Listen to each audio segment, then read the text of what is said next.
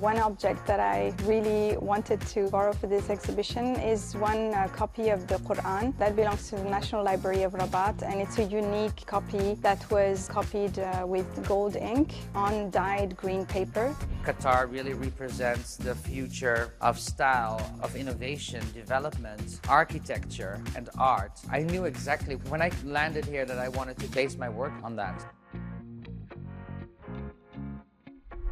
Hello, welcome to Qatar 365 with me, Adil Halim. On this episode, we're back in Doha to continue our special coverage of the Qatar-Morocco Years of Culture 2024. As part of the year-long cultural exchange initiative, Joanna Hoos visits the National Museum of Qatar to check out an exhibition by a Moroccan-Dutch fashion designer. But first, Laila Humaira goes back in time and through the ages of Morocco's unique heritage to the Museum of Islamic Art's special exhibition on the kingdom's diverse traditions. From a collage of vivid portraits and street photography to a set of silver jewelry from the personal collection of His Majesty King Mohammed VI and a contemporary art installation reflecting the diverse tapestry of Moroccan life and landscapes, Splendors of the Atlas reflects the essence of a country deeply rooted in its fusion of traditions. The exhibition is a passion project of Dr. Munia Shehab Abudaya. It's a culmination of 2 years of research across Qatar and Morocco for the Deputy Director of Curatorial Affairs at the Museum of Islamic Art. When we think of Morocco, it's a very rich and unique country that holds a lot of diversity in its landscapes, in its people, and its heritage, its traditions. And what I wanted to convey as a message is that we are moving through a journey, but a journey that tells us the story, the unique story of Morocco. Walking through the galleries, the story of Morocco is told through historical objects from as far back as the 9th century.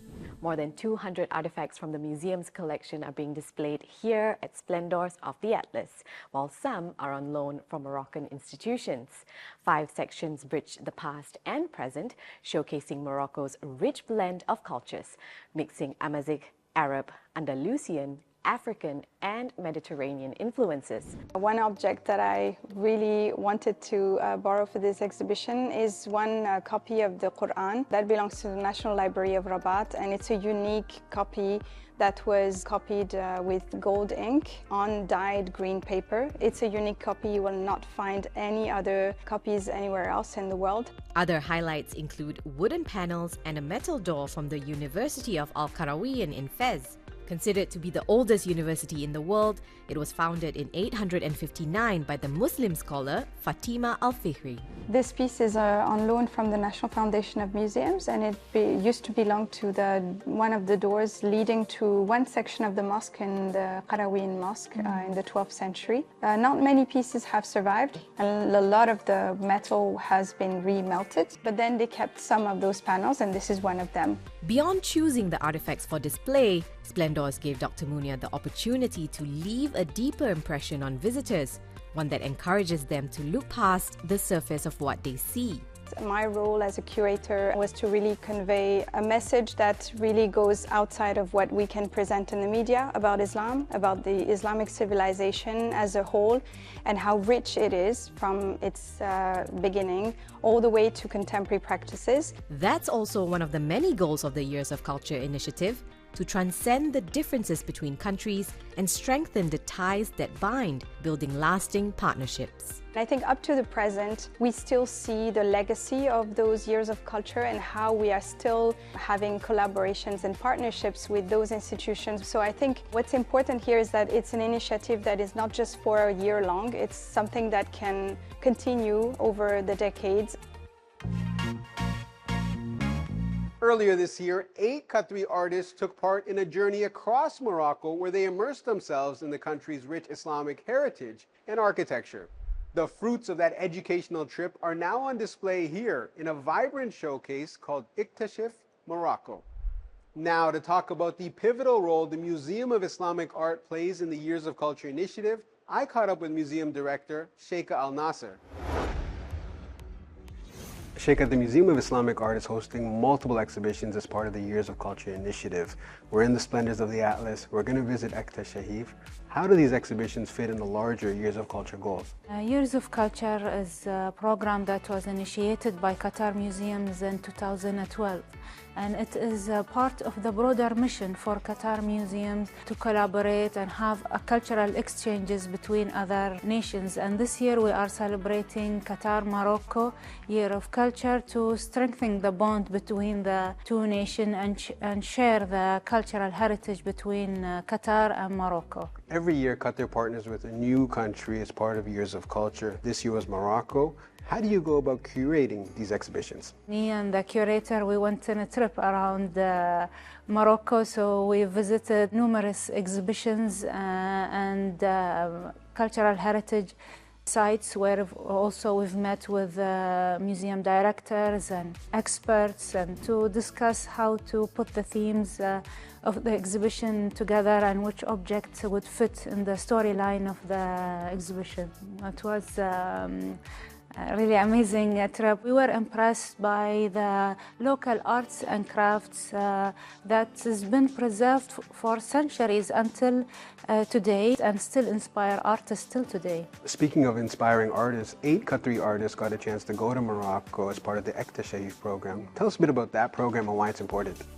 So ابتكار, which means explore, and in English is an initiative that's been also initiated by the Museum of Islamic Art, and each year we take a group of artists to travel to different countries that have rich cultural tradition and local arts and crafts. And this year it was to Morocco, and they participated in several workshops provided by artisans. And upon their return, they create artworks that are inspired by their visit and to show the influences and the cross-cultural connections between the two nations. So there's a lot obviously going on inside the museum, but right outside in Mia Park is the Dar al-Maghrib pavilion. I was just in Morocco and it feels like I was transported back to Marrakesh. That's the point, isn't it? Yes, that's right. And to provide a journey for the visitors to go through the history of Morocco. And did you discover anything when your walkthrough of the pavilion? So quite a lot. It's really amazing experience for the visitors also to learn about the history of Morocco and local crafts, and also there is a schedule where we have different craftsmen coming from Morocco to do a display of how they do ceramics, weaving, different crafts with a live performance. It's a wonderful way for people who might not be able to physically go to Morocco to at least get a bit of an experience. Yes. Wonderful. Thank you so much for your time, Sheikh. Thank you. From Morocco's rich cultural heritage and artistic legacy to creativity of a different kind. Joanna Hoos is at the National Museum of Qatar to meet celebrated Moroccan-Dutch designer Mohammed Ben Shalal, who has brought his cutting-edge couture to Doha. The dresses on display here at the National Museum may have been created by a designer with Moroccan and Dutch roots, but step back and Qatar's influence on the collection is unmistakable. For Ben Shalal Monumental Sculpting Past Tomorrow, an exhibition that is part of the 2024 Years of Culture, celebrated couturier Mohammed Ben Shalal was inspired by Qatar's landscape, integrating tradition and innovation. The first time I came here, I felt that I entered the future.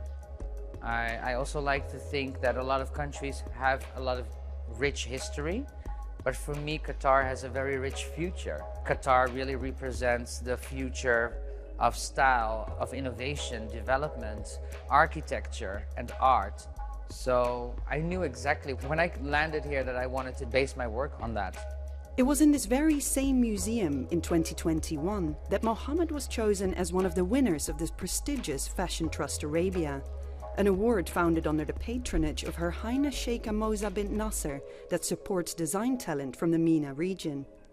It makes it extra special for Mohammed to be back here 3 years later for his first solo exhibition, which he created at Doha's Liwan Design Studios and Labs. But whether he works in Qatar or elsewhere, some signature design features always stay the same. There's always 3 key elements that you can really find in my work. It is always playing with a lot of volume. It is the proportion, where you place the volume, and everything has a sculptural cut. I think those are the 3 points that you can think of. Mohammed's namesake label Ben Shalal is known for its voluminous silhouettes and sculptural cuts, but also a devotion to slow fashion. In a world where fast fashion has considerable environmental costs, Mohammed believes that sustainability is the future of couture, a conviction that was born as much out of ethics as necessity.